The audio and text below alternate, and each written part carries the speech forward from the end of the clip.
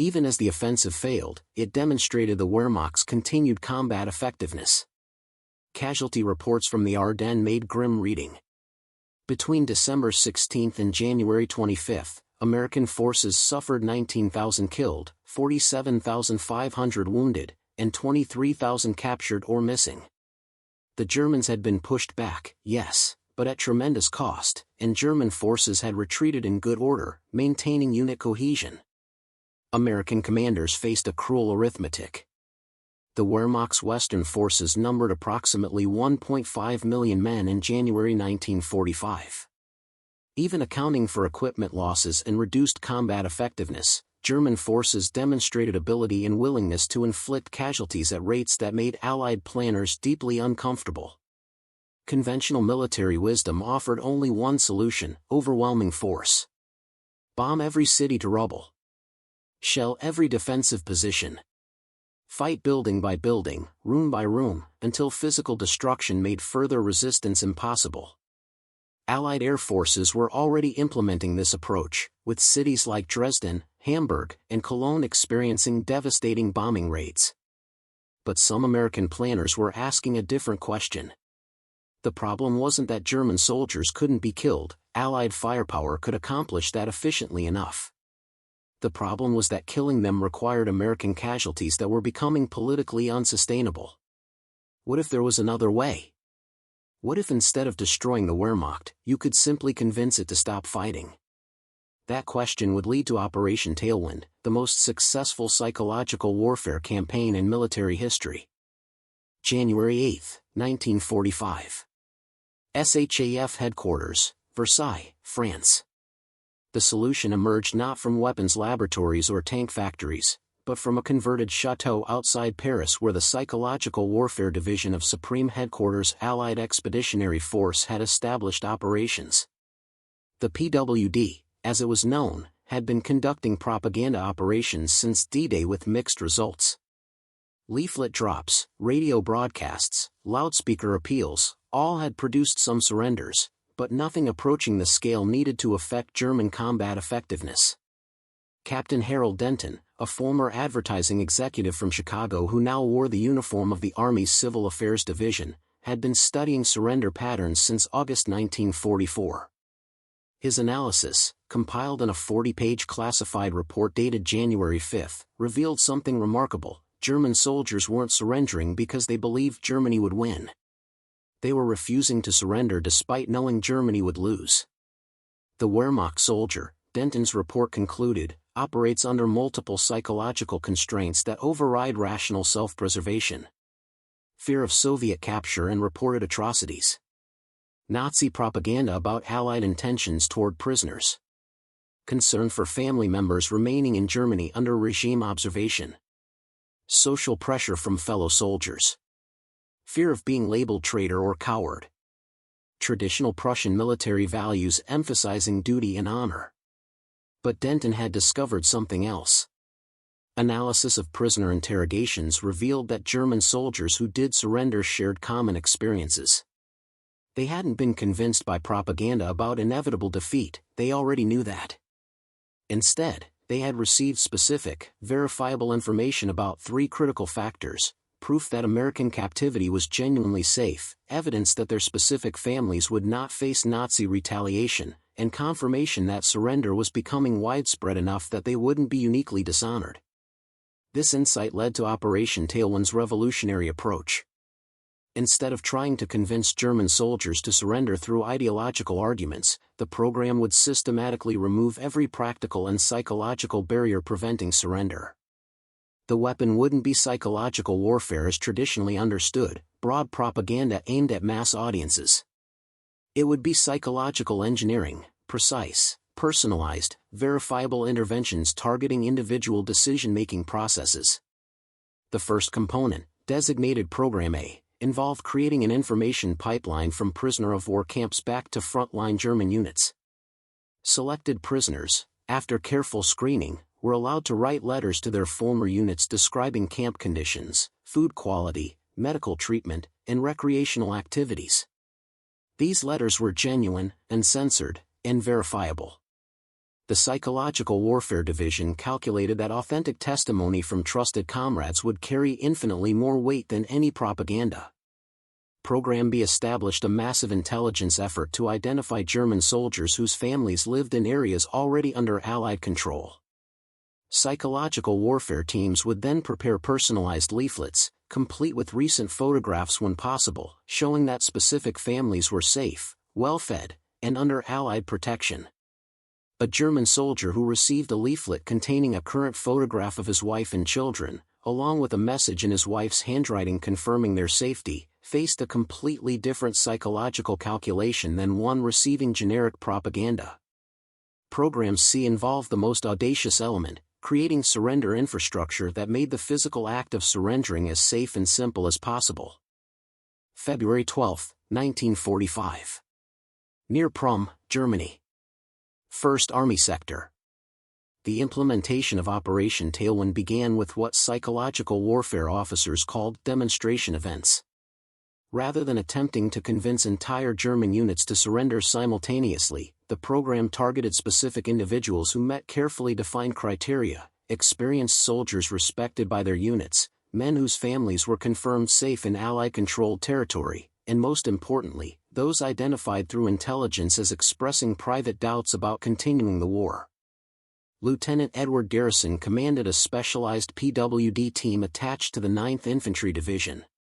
His unit operated mobile printing presses that could produce personalized leaflets within hours of receiving intelligence. On February 12, his team prepared materials targeting Oberfeldwebel Friedrich Hartmann of the 276th Volksgrenadier Division, whose unit occupied positions near Prüm. American intelligence had identified Hartmann through captured mail. His wife and 2 daughters lived in Aachen, which had fallen to American forces in October 1944. A civil affairs officer had located the family, confirmed their well-being, and arranged for the wife to write a brief message. A Signal Corps photographer documented the family in front of their relatively undamaged home. The next morning, a P-47 Thunderbolt dropped a sealed package addressed specifically to Oberfeldwebel Friedrich Hartmann, 2nd Company, 276th Volksgrenadier Division. Inside, Hartmann found recent photographs of his family, his wife's letter confirming their safety under American administration, details about the POW camp where he would be taken, including testimonials from other Aachen residents already in American custody, and explicit instructions for safely surrendering, including radio frequencies monitored by American forces and recognition signals that would prevent him being fired upon. The psychological impact of receiving such personalized, verifiable information was devastating to German morale in ways that mass propaganda never achieved. Hartmann surrendered 3 days later, bringing 12 men with him. Under interrogation, he explained his decision: "They knew my name, my rank, my unit, where my family lived. They showed me my wife was safe. They told me exactly how to surrender without being shot. What purpose would dying serve?" But the true genius of Operation Tailwind lay in its second-order effects. Every German soldier who received personalized materials discussed them with comrades. Every successful surrender was documented and publicized through leaflets dropped on adjacent units, featuring photographs of prisoners being well-treated, eating hot meals, receiving medical care, and most importantly, writing letters home. By mid-February, PWD teams were producing over 500,000 personalized leaflets weekly, targeting specific German soldiers with customized information. Mobile printing units accompanied frontline divisions, able to produce materials within 6 hours of intelligence being received. Psychological warfare officers conducted daily analysis of surrender patterns, continuously refining their targeting methods. The Wehrmacht High Command recognized the threat. A classified order dated February 18, issued by OB West headquarters, forbade soldiers from reading enemy propaganda materials under penalty of court-martial. Commanders were ordered to immediately destroy any personalized leaflets. But the order revealed the program's effectiveness. It also acknowledged that traditional collective punishment against families of deserters would be suspended, tacitly admitting that Nazi authorities had lost the ability to enforce such measures in Allied-occupied territories. The barrier between fighting and surrender was collapsing, one personalized leaflet at a time. before we jump back in, tell us where you're tuning in from, and if this story touches you, make sure you're subscribed, because tomorrow, I've saved something extra special for you. March 15, 1945. The Rhine crossing. Multiple sectors. The true power of Operation Tailwind became evident not in individual surrenders but in cascading psychological collapse that spread through German units like a contagion. What American psychological warfare officers had discovered was that surrender, like panic, could become self-reinforcing once it reached critical mass.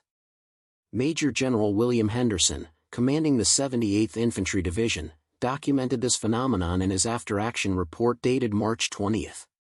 His division had crossed the Rhine near Remagen on March 8, expecting fierce resistance from the 89th Infantry Division defending the eastern bank. Instead, they encountered something unprecedented: organized, negotiated surrenders of entire companies. At 0830 hours, March 15, Henderson's report noted, forward reconnaissance elements encountered white flags displayed from German positions near Honningen. Upon approach, a German Hauptmann presented himself, requesting terms for surrender of his entire company, 143 men, all weapons intact, no casualties. The Hauptmann explained that his men had received assurances through leaflet drops that organized unit surrenders would be treated with military honor, that officers would retain personal sidearms during transit to POW facilities, and that rapid processing would allow them to write letters home within 48 hours. This wasn't isolated. Between March 15 and March 25, 1st Army recorded 347 instances of organized unit surrenders involving 10 or more men. The 9th Armored Division reported that German positions were regularly found abandoned, with equipment neatly stored and notes left indicating the unit had withdrawn to surrender at designated collection points identified in American leaflets. The psychological warfare teams had created what they termed surrender infrastructure, a systematic process that made surrendering safer and more dignified than continued fighting. This infrastructure included clearly marked surrender routes with white painted signs in German, radio frequencies broadcasting surrender instructions 24 hours daily, designated collection points staffed with German-speaking American officers, and rapid processing that moved prisoners from front line to secure camps within hours. But the most powerful element was proof. Every German soldier who surrendered became a data point in the next wave of psychological warfare materials. PWD photographers documented prisoners at every stage, being treated for wounds, receiving hot food, writing letters home, even playing cards and smoking American cigarettes. These photographs appeared in leaflets dropped on adjacent German units within 24 hours. Often with testimonials from prisoners addressing former comrades by name. Oberst Heinrich Vogel, commanding the 352nd Volksgrenadier Division, faced this psychological assault in mid-March. His division, defending positions east of the Rhine, began receiving daily leaflet drops that included photographs of his own soldiers, men captured just days earlier, looking healthy, well-fed, and relaxed.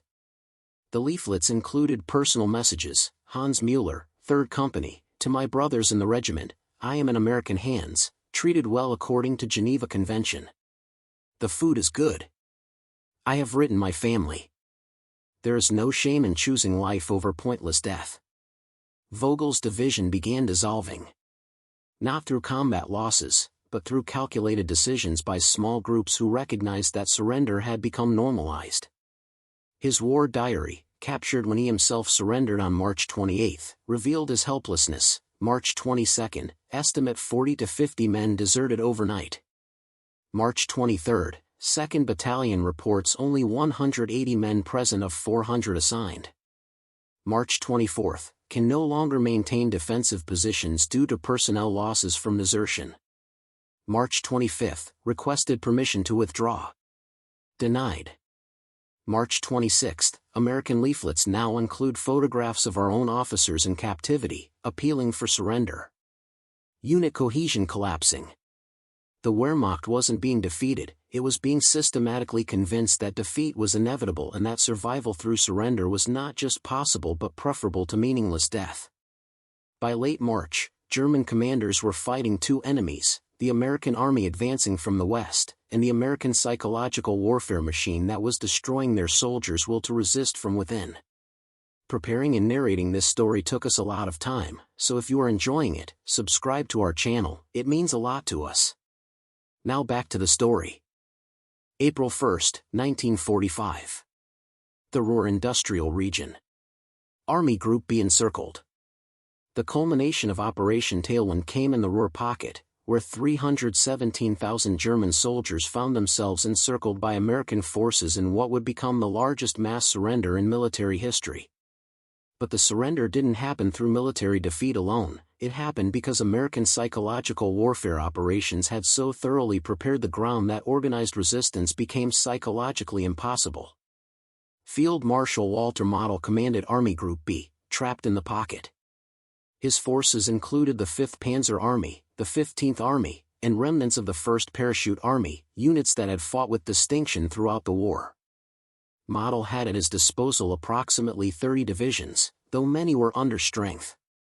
He had armor, artillery, and defensive positions throughout the industrial Ruhr region that could have made an American assault devastatingly costly. But Model faced an enemy that wasn't just outside his perimeter, it was inside his own ranks. American psychological warfare teams had prepared for the Ruhr encirclement with unprecedented thoroughness. As the pocket formed between March 28 and April 1, PWD aircraft dropped over 2 million leaflets specifically targeting units known to be trapped inside. These weren't generic surrender appeals. Using intelligence gathered from previous prisoners, PWD teams had compiled detailed information on nearly every unit in the pocket, unit histories, commanding officers' names, recent casualties, even details about popular soldiers known throughout their regiments. The leaflets acknowledged military honor while systematically dismantling every rational argument for continued resistance. A leaflet targeting the 3rd Panzergrenadier Division, dated April 2, exemplified the approach. Soldiers of the 3rd Panzergrenadier Division, you have fought with honor from Normandy to the Rhine. Your division's courage is recognized even by your enemies. But courage without purpose is not honor, it is waste. The war is lost. Germany's cities are destroyed. Your families need you alive to rebuild. The American Army offers you honorable surrender, immediate food and medical care, protection under Geneva Convention, and rapid communication with your families. Officers will retain dignity of rank during processing. Surrender is not betrayal, it is recognition of reality. Your comrades from 116th Panzer Division, 9th Panzer Division, and 89th Infantry Division have already chosen survival. Join them. Model issued orders forbidding surrender, threatening courts-martial and execution. But his orders revealed desperation. On April 8, he wrote to OKW headquarters, American propaganda operations have achieved what American weapons could not, destruction of unit cohesion and soldier morale.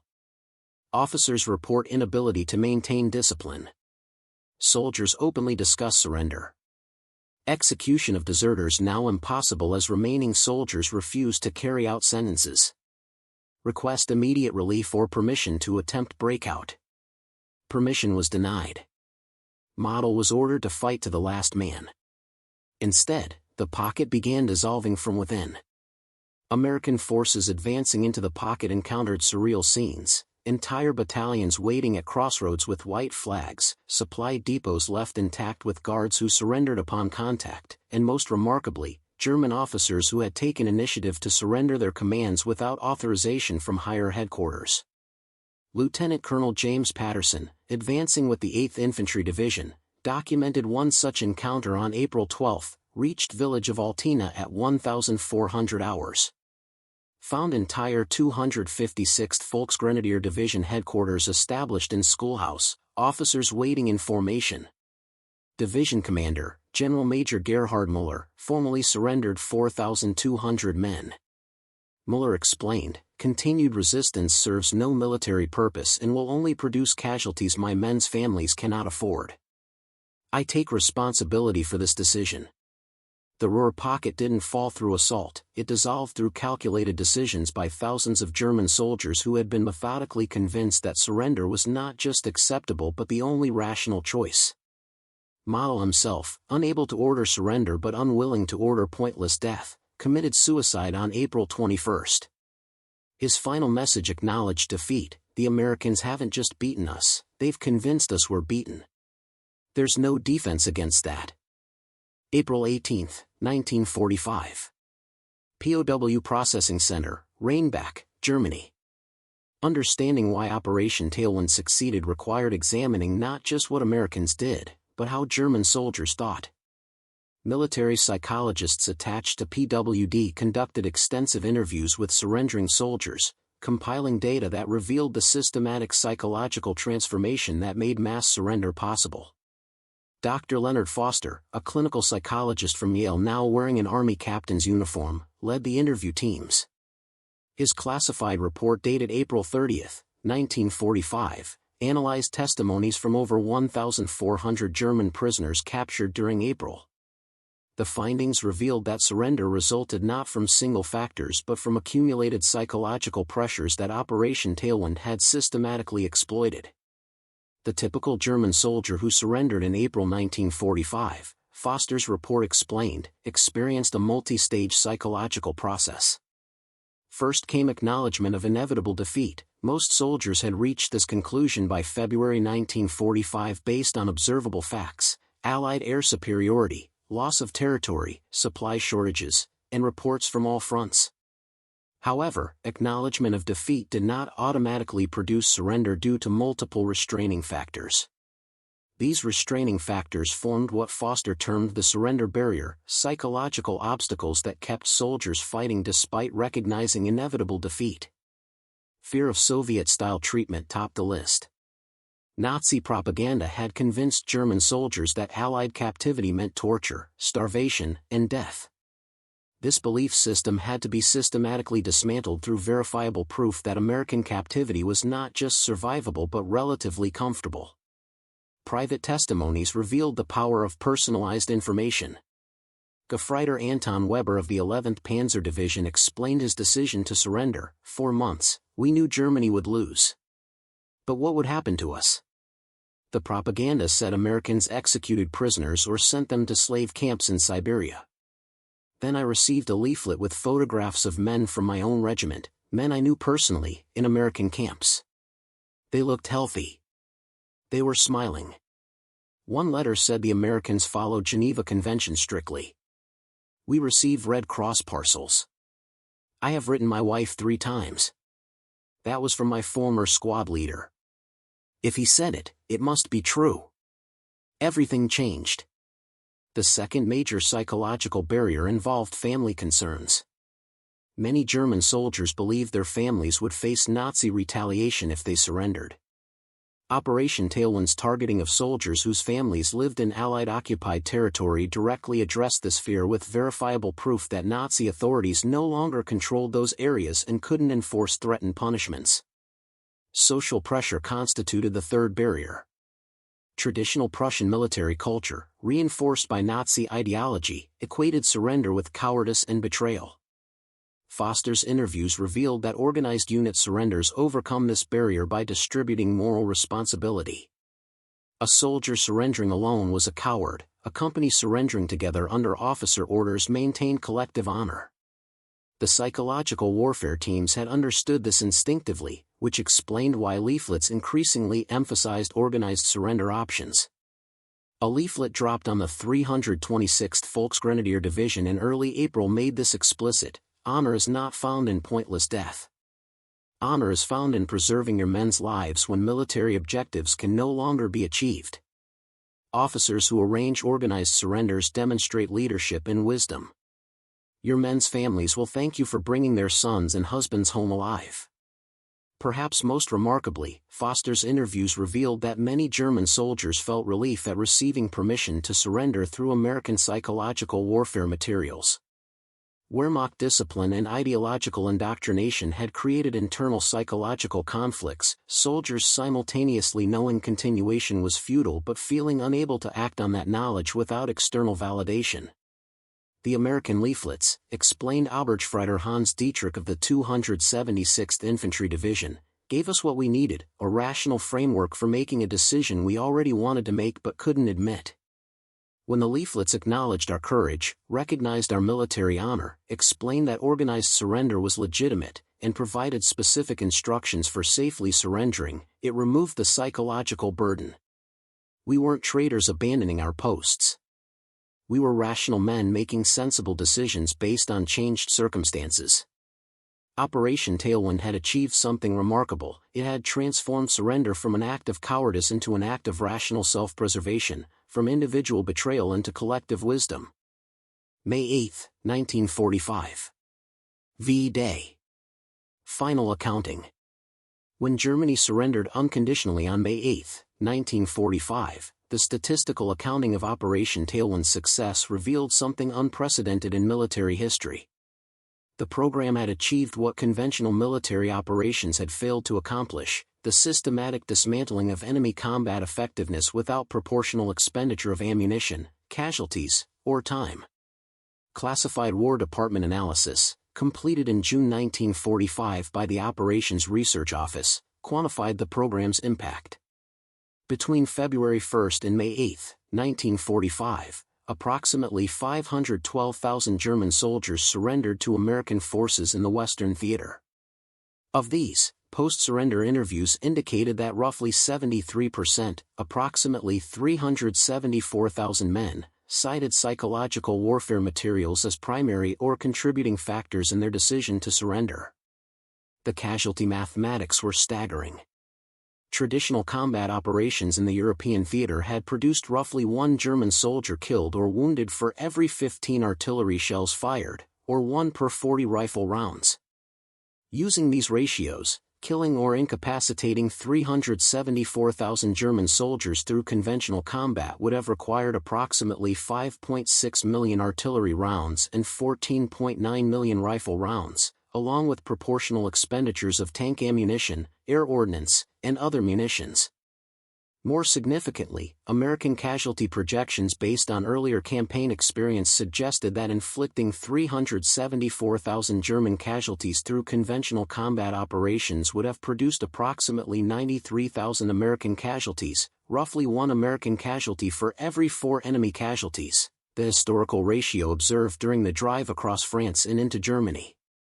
Operation Tailwind had achieved equivalent enemy force reduction at a cost of approximately $2.3 million in printing, aircraft fuel for leaflet drops, and personnel costs, and 0 American combat casualties directly attributable to the psychological warfare operations themselves. Lieutenant Colonel Richard Morrison, chief analyst for the Operations Research Office, noted in his assessment, Operation Tailwind represents a fundamental transformation in military economics. Each German soldier convinced to surrender through psychological warfare represented not only 1 less enemy combatant but also ammunition not expended, American casualties not suffered, time not spent in combat operations, and infrastructure not destroyed. The program achieved military objectives more efficiently than any weapon system deployed during the war. But the strategic implications extended beyond immediate military efficiency.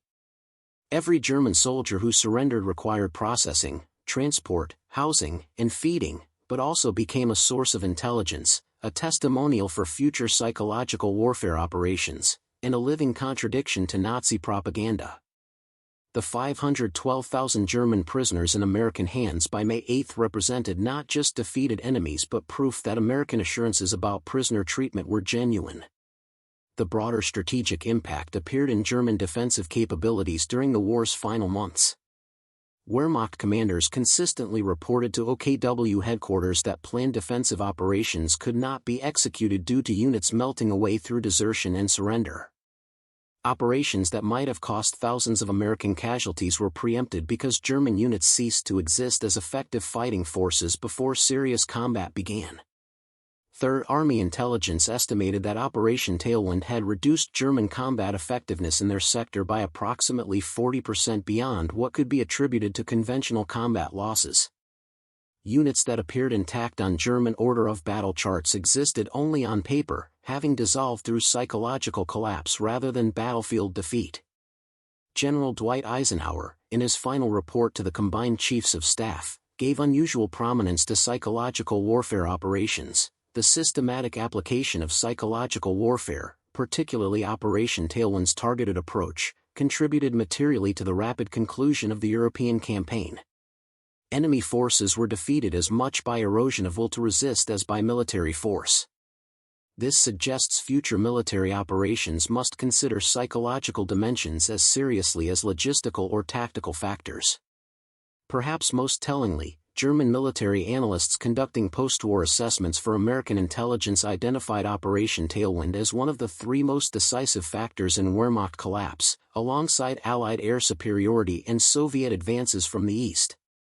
The weapon that convinced 500,000 German soldiers to drop their rifles had proven as strategically significant as any conventional weapon system deployed during the war. June 15, 1945. Fort Bragg, North Carolina. Psychological Warfare School established. The success of Operation Tailwind fundamentally altered American military doctrine. Within weeks of Germany's surrender, the War Department established the Psychological Warfare School at Fort Bragg, tasking it with codifying lessons learned and training specialists for anticipated operations against Japan and future conflicts. The doctrinal shift was profound. Military theorists had long recognized morale as a factor in combat effectiveness, but Operation Tailwind had demonstrated something more radical, that psychological operations could serve as a primary weapon system rather than merely supporting conventional operations. A classified strategy paper dated July 1945 stated bluntly, "In modern warfare between industrial powers, victory may be achieved more efficiently through systematic erosion of enemy will than through destruction of enemy forces." The human legacy was equally significant. For the 512,000 German soldiers who surrendered to American forces in those final months, Operation Tailwind meant survival. Post-war studies conducted by the Veterans Administration tracked these prisoners through repatriation and beyond. Mortality rates among German soldiers captured by Americans averaged 0.15%, vastly lower than those who fought to the end or were captured by Soviet forces. Klaus Zimmermann, who surrendered as an Oberstleutnant with the 89th Infantry Division on March 24, 1945, later wrote in his memoir published in 1967, "The American leaflets saved my life, not by convincing me the war was lost, I already knew that, but by showing me surrender was possible, that I could choose survival without dishonor. I returned to my family in 1946, rebuilt our farm, raised 4 children, and lived to see my grandchildren. Tens of thousands of my comrades who fought longer lie in graves. The Americans understood what our own commanders did not, that soldiers are men, not machines, and men can be convinced more easily than they can be killed."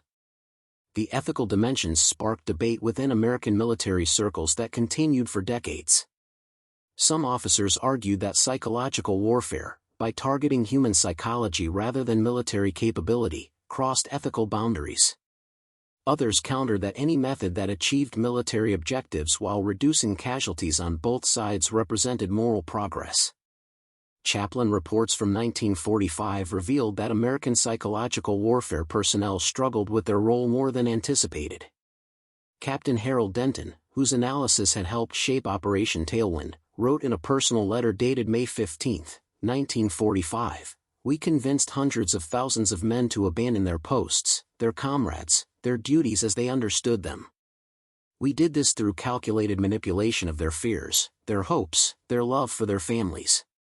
That it saved lives, both theirs and ours, doesn't eliminate the moral complexity of deliberately engineering human behavior on such scale." The technical innovations lived on.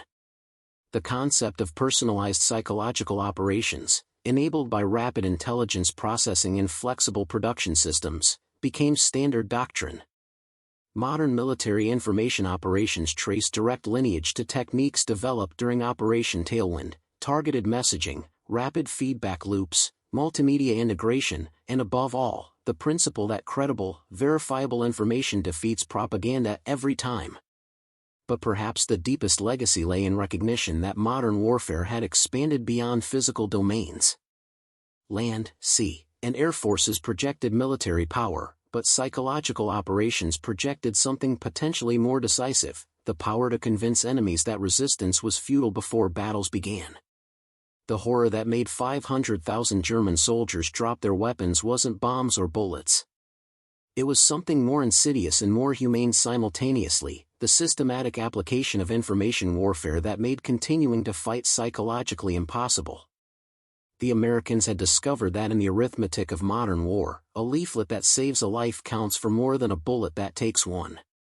On May 8, 1945, when the guns finally fell silent across Europe, victory belonged not just to the army with superior weapons, but to the army that understood the human mind could be influenced more efficiently than the human body could be destroyed. Operation Tailwind had proven that in modern warfare, the most devastating weapon doesn't kill the enemy, it convinces the enemy to stop fighting. The 8 flame tanks at Iwo Jima had demonstrated the power of technology to overcome physical defenses.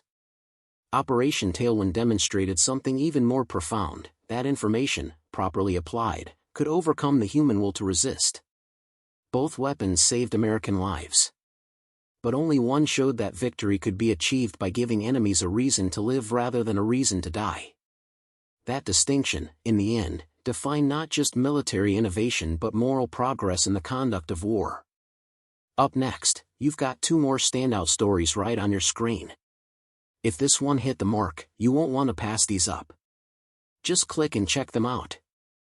And don't forget to subscribe and turn on the notification bell so you don't miss any upload from us.